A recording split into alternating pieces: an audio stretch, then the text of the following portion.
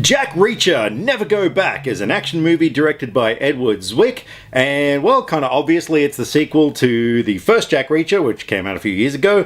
It stars Tom Cruise as the title character, and this time around he's got a friend of his, or a contact, who works in the army, and she's become involved in a case, well, it's sort of a arms deal thing. So she gets arrested, and Jack Reacher's like, no way, she didn't do it, and the army's like, yeah, she did, so he's got to go and rescue her, and then once he rescues her, they got to find out exactly who the bad guys are, and in the meantime, the bad guys are trying to kill them, and in the meantime, Jack Reacher's got a daughter, or maybe he doesn't have a daughter, because there's this girl who, they're like, this is your daughter, and he's like, I don't have a daughter, and stuff, and that's kind of what happens. Seriously, I really can't think of any other way to describe this movie. Now, I've got to admit, I didn't see the first Jack Reacher until maybe last week, and the reason being is because the way the movie was marketed, I kind of thought it was just going to be a very generic action movie about Jack Reacher, super cop. Yeah, I thought it was going to be just, just another story about this cop who can do no wrong, and he's bulletproof, and he wins every time, and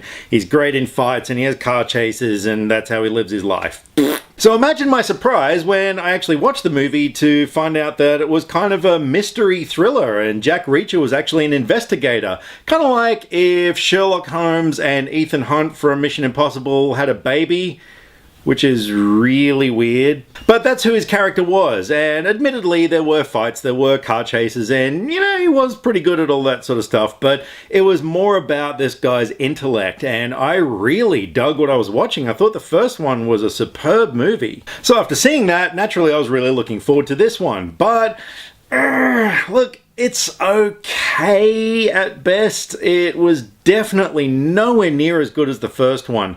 For starters, I don't know, the introduction of the new characters and everything, they just weren't that interesting. Kirby Smulders, who played Agent Turner, the woman in question who's his contact, who's been arrested, she was really good. Like, I dig her in action movies. She's been in the Marvel stuff, that kind of thing, and yeah, she did a good job with the role that she was given, but I think it was just a case of the script. Like, the dialogue wasn't that great, and look, it's stuff we've seen before. I mean, I was really sitting there throughout the whole runtime, which is 2 hours.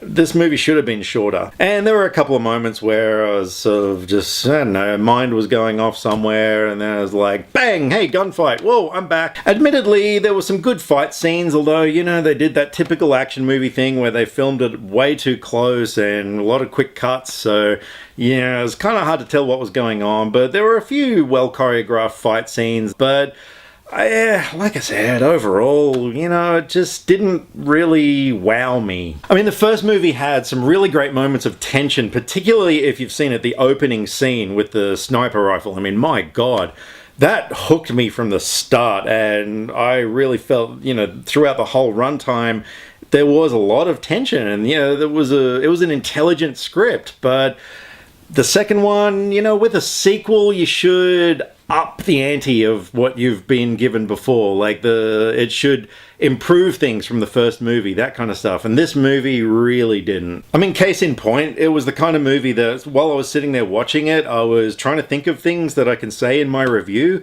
but admittedly there wasn't much. I mean, the cinematography looked pretty good, editing was good, the performances were good, but like I said, the script just didn't deliver. That being said, look, if you really love the first one and you need more Jack Reacher, if you just don't have enough Jack in your life, then go see it. It's not like it was a bad movie. It was just very okay. So I'm going to give Jack Reacher, Never Go Back, a 5.5 out of 10.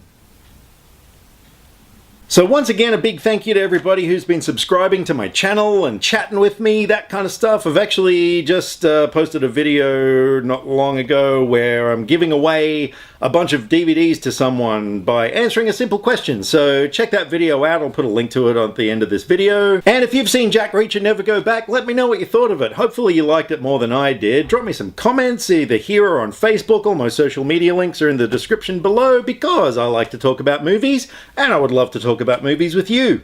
See you next time. Click subscribe to stay up to date with all the latest movie reviews. Skynet will be taking over any day now, so what have you got to lose? Nyah.